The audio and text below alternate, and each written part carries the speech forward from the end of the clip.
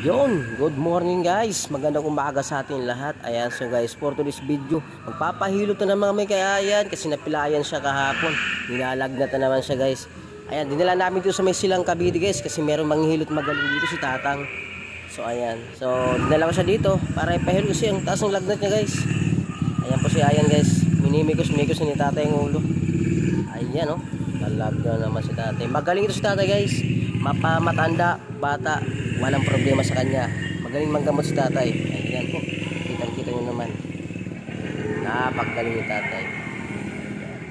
Ano kaya ang ano ni Ayan? Ba't nilalagnat siya? Baka pilay siguro to guys. Kasi ang likod ng batang ito. Eh, kahapon nagluto-luto kami. Ayun, nadulas. Ayan, siguro pilay naman siguro yan. Ayan oh. Talaga naman oh. Marami nagpapahilot dito guys. Nakapila kami. So bali pang pagdating namin may 3. So ayan, natapos na. Balik kami ng sumunod. Ayan.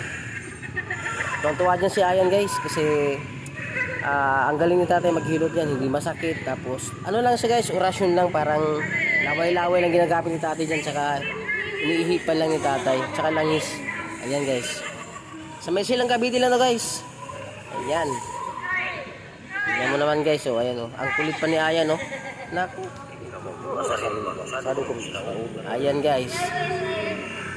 Talaga lang. Ang bilis matapos yan guys. Parang ano lang. Nasa 2 minuto lang oh. Ayan oh. Ayan oh. Ayan na ayan guys. Inangat-angat siya ni Tatay oh. Orasyon muna. Ayan. Ayan na guys.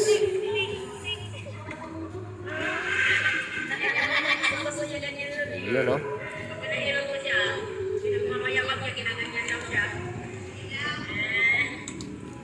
May pilay. Wala nang pagpaglayan. Ayan o. Puro pilay na ba?